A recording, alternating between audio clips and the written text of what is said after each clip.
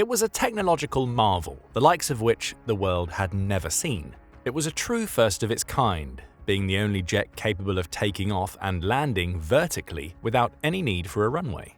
That versatility was beloved. No longer did a pilot need several hundred feet of runway to take to the skies. They could head straight up and shoot off. And when it came time to land, practically any flat surface large enough to accommodate the jet was fair game. Which jet was this?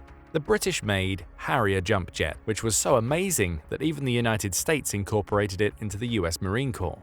But if the Harrier was so special, why did it never get a successor? Why did the Harrier fade off into the sunset rather than getting a redesign that would allow it to stand tall over the new generations of vertical takeoff and landing, or VTOL jets, that it inspired? We answer those questions and more in this video. But first we need to head to the Second World War, which is when the first studies into VTOL aircraft began. German engineers hypothesized the existence of an aircraft that could take off from a standing position, but their work never moved past the initial paper stages. After all, Germany was in the throes of a war that involved the entire world, and by the time the VTOL idea came along, it was losing that war. Still, those early plans at least suggested a VTOL aircraft would be possible. But possible doesn't mean simple. In the aftermath of World War II, NATO strategists got their heads together and decided that the need for large runways made the existing crop of fighter jets extremely vulnerable to both conventional and nuclear attacks. A VTOL jet was needed, akin to the one the Nazis had proposed, with several NATO-aligned countries dedicating much of the 1950s to experimenting with various VTOL systems to bring the paper dream into reality. Most of these experiments failed, at least in the sense that they didn't produce a combat-ready fighter jet, but that doesn't mean advancements weren't made. The French engineer René Leduc, who was already well regarded in aviation circles, was one of many who set his mind to work. He was famous for the creation of the pulse jet, which was an engine that used a system of flaps and valves to control how air was admitted into and expelled from the jet engine. That design would later go on to be used in the Fieseler Fi-103 flying bomb, which those fighting in World War II would later dub the Doodlebug. From there, Leduc worked on a host of new prototypes. The Leduc 010 introduced his ramjet engine. An interesting curio, this engine wouldn't work unless another aircraft lifted the one containing the ramjet into the skies, allowing it to glide long enough for it to pick up the speed needed to ignite the ramjet. The Leduc 010 never saw action. It was never intended to, as it was an experimental aircraft designed so Leduc could test his theories. Later designs would see the ramjet serve as part of a more functional aircraft, with the engine being finally combined with others to achieve the ability to allow it to take off and land under its own power in the 1940s. All of Leduc's work culminated in the creation of the Leduc 022. This final aircraft was intended to be capable of taking off from a grass runway less than 0.62 miles long and saw the introduction of Leduc's turbojet engine. On its 34th flight, the Leduc 022 engaged its turbojet engine to take off, then used its ramjets while in the sky to reach Mach 1.15, only to be damaged irreparably upon takeoff soon after. Leduc hadn't created a VTOL plane, but some of his ideas would go on to inspire engineers in Britain. Over in the UK, Rolls-Royce started working specifically to create a VTOL aircraft. It dubbed the first prototype the Thrust Measuring Rig, or TMR, a name chosen to hide the true nature of its work. The first of these rigs was tested in 1953. Though it barely looked like a plane, it was simply a frame with 4 legs, though it gave Rolls-Royce a chance to test a pair of centrifugal flow turbojet engines that weren't a far cry away from those used in the Leduc 022. Arranged exhaust to exhaust, with both exhausts pointing downward, the first TMR weighed 7,500 pounds and could carry enough fuel for 10 minutes of flight. Not exactly enough for extended flight, but the TMR could hover. Flying Rolls-Royce's new prototype was a terrifying experience. The pilot was perched on a bedstead at the top of the rig, from which they control the TMR as it hovered while being tethered to the ground. Eventually, Rolls-Royce started running untethered tests, and it was these that proved the TMR was too dangerous. Though it had a successful untethered flight in 1954, it was eventually retired after a crash killed its pilot. A second TMR followed, only for that to also crash and kill a pilot within a week of untethered testing beginning. Still, the UK had a proof of concept based around a new type of engine named the lift jet. As hypothesized by Dr. Alan A. Griffiths in the 1940s, the lift jet weighed 269 pounds and could generate 2,030 pounds of thrust. Not much, but it was enough to push the TMR straight upward. After the TMR experiments proved to be something of a success, the UK awarded a contract to the Irish company Short Brothers to create two machines using this emerging VTOL technology, which Rolls-Royce had named the RB108. The first of these machines was the SC-1, which was a delta-winged aircraft with a tricycle landing gear and a funny little bubble nose. It may have looked like a large toy, but it packed 4 RB108s mounted vertically inside its fuselage, along with another mounted horizontally in the tail to allow for forward movement. The second variation of the SC-1 validated many of the early VTOL concepts, being capable of hovering upward and flying forward, but it had no operational capabilities. Think of it as the aircraft that confirmed the foundational concepts that would later go on to form the Harrier Jump Jet, and you'll see why it's so important. The UK had made another big step toward VTOL flight. As all of this was happening, French engineer Michel Wiebolt was working on a VTOL aircraft he called the Gyropter. Attempts to get funding from the US and French air forces ended in failure for Wiebolt, so he headed to the NATO-created Mutual Weapons Development Program, where his designs caught the attention of the US Air Force Colonel John Driscoll. The colonel passed Wiebolt's designs onto Bristol Aero Engines technical director Sir Stanley Hooker, who took a liking to the functional, albeit clumsy, design. Hooker assigned a small team, including a man named Gordon Lewis, to refine Wiebolt's designs, in addition to hiring Wiebolt as a consultant at Bristol. Their work resulted in the BE-53 engine, which got rid of the gyroscopic effects previously present in Wiebolt's design, and the UK had yet another working VTOL engine. It's the B-53 that would prove to be the game-changer that led to the development of the Harrier. Bristol's work eventually came to the attention of Sir Sidney Cam, who was the chief designer at Hawker Aircraft and was the mastermind behind Britain's Hunter and Tempest aircraft. Cam happened to mention that he was unimpressed with the various lift-engine VTOL designs he'd seen, such as those used in the SC-1, to a colleague named Jerry Morrell. That conversation led to Cam learning of Bristol's work, and identifying an opportunity to reinvigorate his flagging company, he got in touch with Hooker and Lewis. "When the devil are you coming to see me?" Cam asked Hooker. When the latter asked why he would need to come to see Cam, Hawker's head told him that he had an aircraft ready and waiting for Bristol's B-53 engine. Hooker took Lewis to inspect this aircraft, which Hawker dubbed the P-1121 Strike Fighter, and they were impressed by what they saw. Then Cam showcased the P-1127, a variation of the P-1121, which featured a B-53 engine, which was placed under the fuselage, had straight wings and a canopy that could seat 3 people. Later refinements brought that down to 2, but the important thing here was that the P-1127 actually looked like an aircraft that was appropriate for combat. There was just one problem. The British government wasn't particularly interested in the P-1127, or any VTOL aircraft for that matter. That left Hawker to fund the development of the aircraft itself. Work began, with Hawker cooperating with the Bristol engineers to create the Pegasus engine, capable of producing 9,000 pounds of thrust. That engine was soon tweaked, pushing the thrust levels up to 11,000 pounds after about a year of work. By 1960, Hawker was working on creating the first P-1127 with its new Pegasus engine. In October of that year, the P-1127 achieved its first hover, though its engine still wasn't powerful enough. The 1960s would see Hawker work on refining both its engine and aircraft frame. The Kestrel followed the P-1127, though it wasn't a combat-ready aircraft yet. However, Hawker had worked through the kinks and now had a plane that was fully capable of VTOL flight. In 1965, the UK Royal Air Force, or RAF, came calling for an evaluation. Impressed by what it saw, the RAF ordered an upgraded version of the Kestrel, initially named the P-1127 RAF.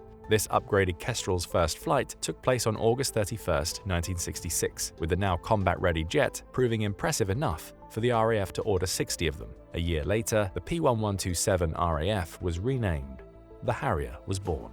Decades of tinkering involving some of the greatest aviation minds in France and the UK had finally led to the world's first VTOL fighter jet. And it wouldn't be long until the US came calling. It had experienced its own trials and tribulations in trying to create a functioning VTOL aircraft. Ultimately, America had failed, so the late 1960s saw the British and American governments negotiating the possibility of having Harriers built in the US.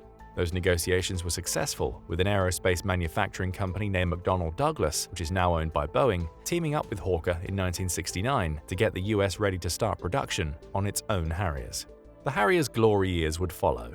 In the 1970s, the United States officially bought the license to build Harriers. Dubbing the jet the AV-8A, this version of the Harrier would be one of the first to see combat action and was used by the RAF, US Marine Corps, and several other NATO-aligned air forces.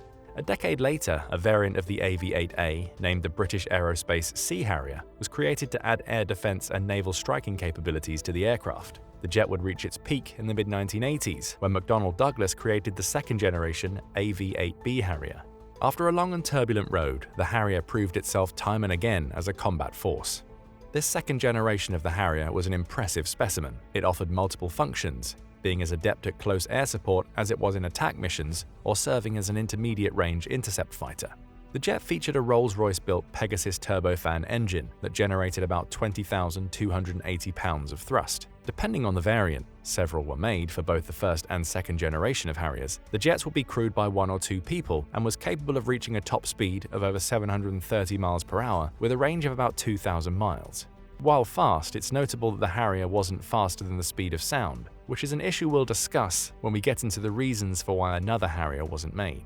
As for armaments, these could vary depending on the version of the Harrier being flown. Typically, a Harrier had 7 wing stations. It could carry a pair of 30mm Aiden guns, 2 Sidewinder AIM-9L AAM missiles, ASRAMs, 4 Maverick air-to-ground missiles, and Paveway 2 and 3 laser-guided bombs, though not all at the same time. The loadout could also incorporate up to 16 Mark 82 bombs, or 6 Mark 83s. Later variants were even capable of carrying a pair of Storm Shadow missiles, which Ukraine war trackers may recognize as one of the long-range missiles that Ukrainian President Volodymyr Zelensky wants to be able to fire at Russia.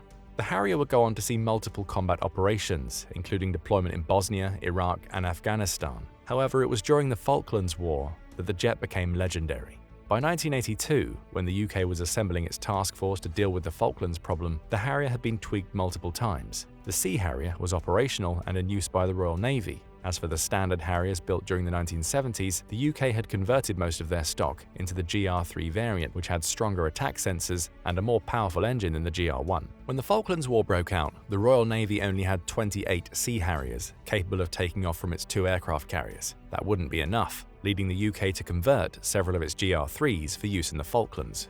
All of those Harriers were later deployed in the Falklands. They had 2 goals: take out Argentinian aircraft out in the open and prevent the enemy from using Stanley Airfield on the Falkland Islands themselves. But it soon became clear that the Harriers were more versatile than these goals suggested.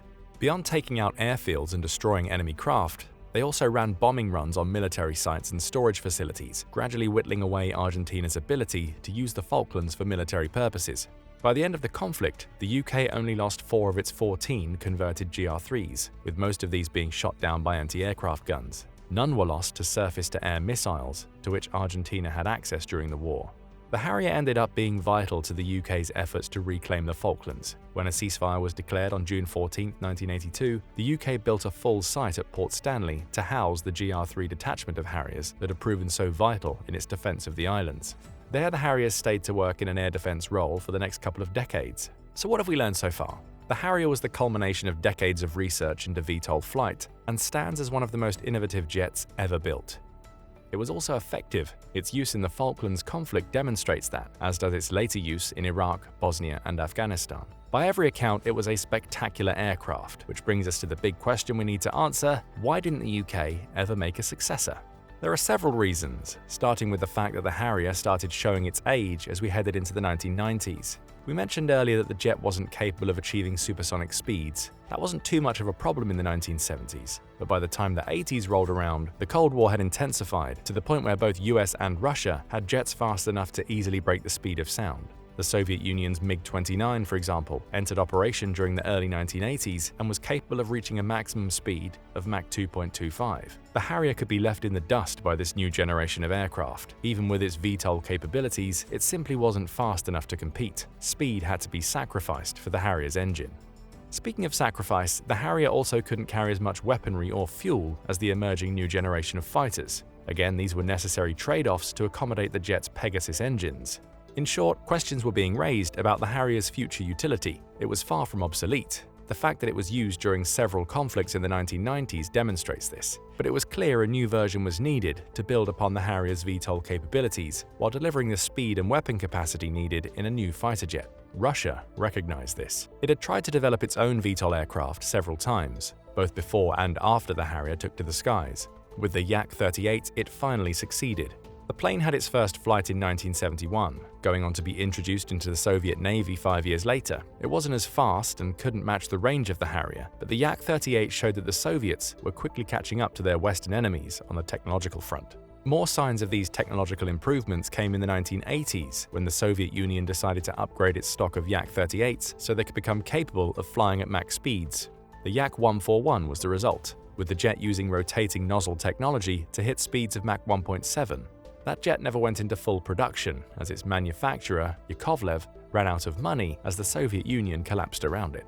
But the Yak-141 was yet another signal to the West that technology was advancing beyond the Harrier's capabilities. Still, none of this explains why Britain didn't start building its own new Harrier. What stopped it?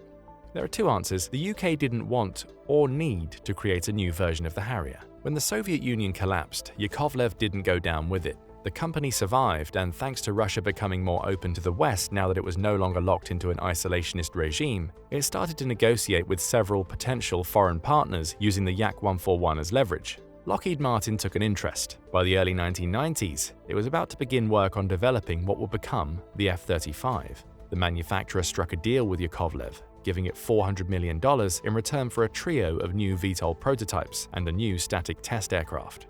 It was essentially a paid technology transfer. Yakovlev received enough money to survive, and Lockheed Martin gained access to tech that it could use in a brand new program, the Joint Strike Fighter, or JSF program. The JSF is a design and development initiative enacted by the US Department of Defense, or DoD, to create a fifth-generation fighter jet that could replace several the US had out in the field. The British Harrier was among those requiring replacement, as was the F-16, the British Tornado fighter jet, and the F-18. The JSF program saw Boeing and Lockheed Martin compete with one another to design the new aircraft, with the latter ultimately winning out thanks to its X-35 design. The X-35 would eventually become the F-35. As for Britain, it had no interest in trying to compete with the US to design a fifth-generation fighter jet. The cost alone would be far beyond what the country's military was willing to spend. The JSF program is anticipated to cost the US upwards of $2 trillion over its entire lifespan. For the UK, which will only spend $54 billion on its military between 2024 and 2025, and would have been spending far less during the 1990s and 2000s, that massive cost was unacceptable. It would have to spend its current annual military budget 37 times over to match the JSF program, and that would also mean no funding going to any other aspect of its military. Unable to match the monetary muscle of the United States, the UK did the next best thing. It became a partner in the JSF program. Rather than try to develop its own replacement for the Harrier and Tornado jets, the UK would buy aircraft the US developed. Worse yet for the Harrier, its design wasn't suitable for what the US had in mind. America wanted to create a VTOL aircraft that could reach or exceed supersonic speeds while also being capable of stealth. The Pegasus engine that served the Harrier so well simply wasn't up to the task. Its distinctive whistle would prevent it from being used in a stealth aircraft. Plus, it wasn't capable of the speeds the US needed, and the nozzles it used to generate thrust were never going to work in America's fifth-generation fighter. If that wasn't enough to eliminate British designers from the running, BFBS Creative notes that Lockheed Martin had already patented a great solution to the Pegasus engine's problems several years before it started working on the JSF program. For a decade, the company's engineering team had been working on a new solution. They came up with the idea of placing a lift fan inside the fuselage, in the same place where Yakovlev had placed a pair of lift jets. A shaft placed on the engine would also drive through the fuselage and to the lift fan. The UK took note of this brilliant innovation, which was as much of a step forward as those that had allowed it to turn VTOL concepts into combat realities with the Harrier. Seeing that Lockheed Martin's patent was not only workable, but a stroke of genius, the UK gave up on designing an alternative. It didn't need to. One of its biggest allies had already found a solution that would solve many of the Harrier's problems, so why bother working on another one? The result of this, along with several other innovations, gave the world the F-35. Lockheed Martin's fifth-generation fighter blows the Harrier out of the water in almost every respect. It's a little larger at 50.4 feet compared to the Harrier's 46.3 foot length. It also has a wider wingspan and is closer to 6 feet higher, but its engine is more than powerful enough to account for that extra size and the weight that comes along with it. The F-35 has the Pratt & Whitney F135 F119 PW100 turbofan engine, which delivers 28,000 pounds of dry thrust, compared to the Pegasus engine, which only managed 23,500 pounds of horizontal thrust. Reheat the Pratt & Whitney engine, and its thrust numbers go through the roof, topping out at 43,000 pounds. This powerful engine allows the F-35 to hit a top speed of 1,199 miles per hour, easily breaking the sound barrier and making it almost twice as fast as the Harrier. All of that comes in a jet that has slightly longer range, 1,379 miles, to the Harrier's 1,367 miles, and it can hit the same 50,000-foot ceiling as the legendary British jet. Is it any wonder the British didn't bother to compete? Add a slew of onboard computational innovations that make the F-35 easier to fly than the Harrier, and Britain's decision to switch to building frames for the F-35 makes even more sense. They already have access to a plane that exceeds the Harrier in every major metric. The very existence of the JSF program is enough for the UK to have not built a single new fighter for over 3 decades. It hasn't made a new one since the introduction of the Sea Harrier in the 1980s because the F-35 served every need it had in terms of replacing the Harrier. Despite never receiving an official British replacement, the Harrier's legacy is more than secured. It was the first truly combat-functional VTOL aircraft, and it set the standard for what these types of planes could be for decades. The US used it when it failed to create a VTOL aircraft of its own. The Soviet Union tried to copy it, only to end up with a plane that paled in comparison. Even when the Soviets did manage to develop a VTOL fighter that exceeded the Harrier's capabilities, the collapse of the Soviet Union quickly led to those innovations being rolled into the F-35. In many ways, the Harrier walked so the F-35 could run. Its legacy will be one of innovation and the will to succeed at a feat of engineering that many thought impossible. You may never see a new version of the Harrier come out of the UK, but you'll see the influence it had on the aviation world every time you see an F-35 or any other VTOL aircraft. But what do you think about the Harrier? Where does it stand among other British military innovations? Could the jet still find a use in modern combat? And will Britain finally reclaim its crown as one of the leaders in military innovation with the Team Tempest project that may see it develop its first fighter jet in over 30 years? Share your thoughts in the comments, and thank you for watching the video. Now go and check out Can the United Kingdom Survive a Nuclear War? Or click this other video instead.